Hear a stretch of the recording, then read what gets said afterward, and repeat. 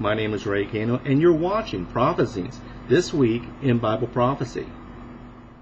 Hello all. I've had a lot of good positive feedback on last show, and in fact a lot of people emailed me asking me what kind of tips and tricks and things that we're doing here at the Gano Ranch. Well, something I wanted to show you is what I firmly believe every home should have, and that's this. This is a food saver, but the cool thing is it also takes canister, so you can vacuum seal mason jars. Here we get a mason jar, but you can purchase an add-on which then clips onto the mason jar, and you plug it into the food saver, and it will vacuum seal your mason jars. Now, there's a lot of stuff that you cannot vacuum seal, like any perishable sort of food or anything, but grains, nuts. I'm using it for sauerkraut, and since sauerkraut basically is preserving itself via the lactic acid process, I'm using it to do that, and as long as you keep the sauerkraut refrigerated, it's good to go. But you vacuum seal the jars, and you can put, like I said, grains, nuts, flour, any other sort of non-sort of perishables in that you can do. And so that's just one of the tricks and tips that I wanted to show you this week, what we're doing here at the Gano House. I firmly believe in this food saver. This is the greatest thing in the world. It has bags that you put food in. It vacuum seals the bags just like you would get at the grocery store, and then you can freeze it. But you can do a lot of things with these vacuum sealed bags, such as putting together an emergency first aid kit, put all the gear in that, vacuum seal it, put some extra money or whatever, and vacuum seal that. Family photos also. Put some desiccant bags in with your family photos, vacuum seal that. Desiccant bags, those are the things that you find in shoes. Sometimes you'll see it in noodles, but these little oxygen bags, throw some of those in there and for your family photos, that way no mold or moisture will get to them. But there's a lot of things that you can do with a food saver, and I believe every household should have one.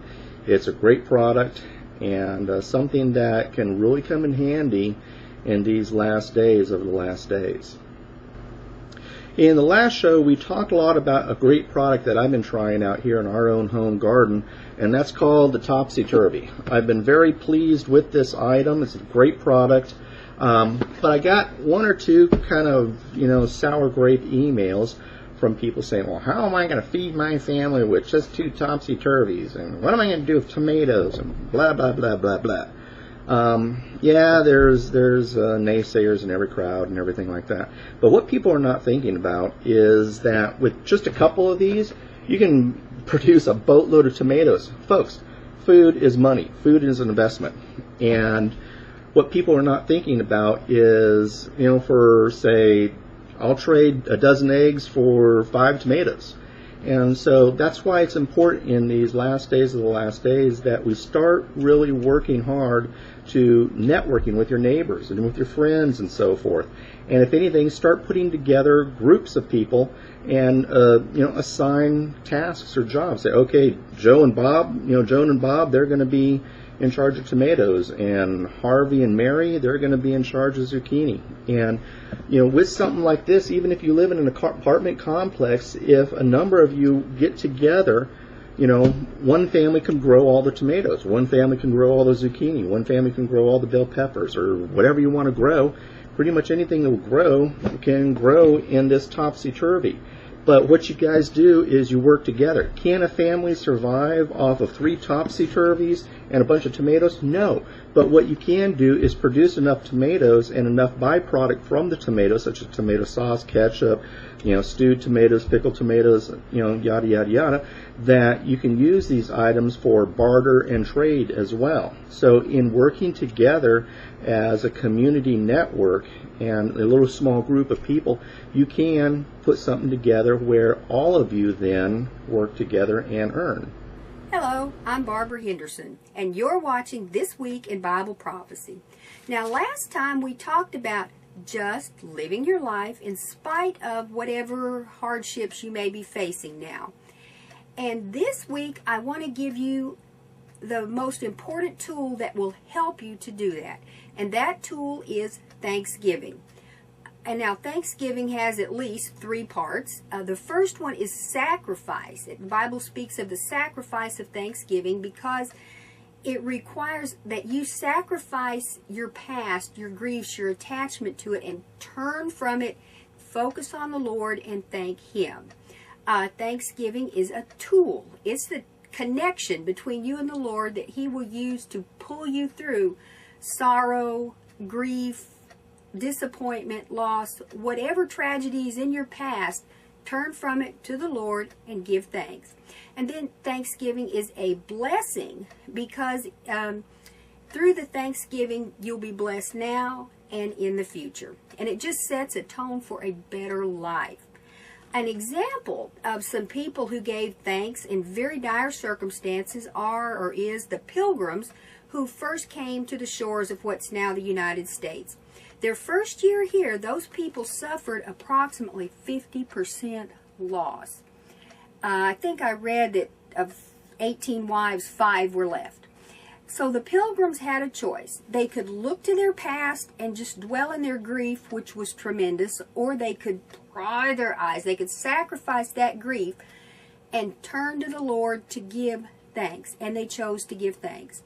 And they spent, I think, about a week in Thanksgiving, which probably they needed at least that long to help them set a pattern of focusing to the future instead of to the past. So that's our choice today. We can be locked or have our gaze locked on the past and just live there until we die. Or we can turn to the Lord and look to Him and just say, I thank you, Lord, for your goodness to me. And let that become the way that we think every day.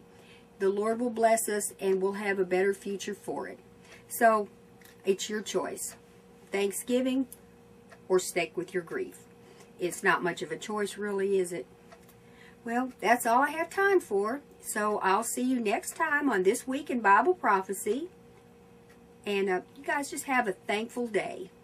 God bless you. This is a chart that I tried to show you last night, but I wanted to blow it up a little bit. This is billions of dollars. This is how much money do we print and have in the system at any given time. Let me start at 1929. Show me here we go. 1929, here's the stock market crash, all right? Now, if you see, we were on the gold standard, so we couldn't print much more money. We had the stock market crash, but we didn't do all of the stuff that we're doing now, just printing money. Go ahead, step to the next thing. Then we go up to 1941. That's the Great Depression. Still haven't pumped a lot of money into the system because, again, on the gold standard. Then we have World War II, and we'll take this all the way to 1965. You'll see it comes up. We had 2 wars. We had World War II, and we also had the Korean War. In 1965, we were having the Vietnam War. But here's where it gets sticky, because we had all these wars, and we tried to dogpile on with the Great Society. Well, how are we going to pay for all that? Well, in 1971, Richard Nixon says, why don't we get rid of the gold standard? So that way, we can just print whatever we want. But we promise the rest of the world, oh, no. We'll never print too much. Really, we're good for it. I mean, look at our record here. We don't do that. Great Society kicks in, and look what happens. Next point, please. Look how we've devalued our money. This is up until 2000 when we have the Y2K scare, where everybody's like, bury your food and grab your cash. The computers are going down. That's why the government put this little spike here. If you see that little spike, goes up because they just dump a lot of cash into it, and then they bring it back in. They pull it back in. But it's difficult to pull things back in, especially when you have a horrible event like 9/11. Next stop is 9/11. You'll see it's just a little spike back up just a little bit. Remember how everybody was freaked out that the world was coming to an end? Do your patriotic duty. Go spend. Go out there and get into the stock market. Well, we did. And then this is the kind of spending we get. As you see here, the federal bailout's just about to begin. We're in, let me get into my Al Gore machine. Oh, it's a real inconvenient truth now, isn't it, Al? Look at this hockey stick. This is the hockey stick that Al Gore was talking about with the woolly mammoth coming back or whatever the hell he's talking about. Here's where we were in September last year. But then the Treasury decided we need to start printing more money. This hockey stick should take your breath away. This is devaluing our money. You know, Al Gore said, Global warming is not a political issue, it's a moral one. Thomas Jefferson said, doing this to our children is immoral. And I agree with him. We have pumped all of this money in and devalued our money. How is it not going to be worthless? This has never, ever been done by anybody ever before. Please share this video with everybody you know, all your friends. Please go to foxnews.com/Glenn Beck. We're going to make this available for you. Pass it on to your friends. This is real trouble. Not in 1,000 years. Perhaps in the next year.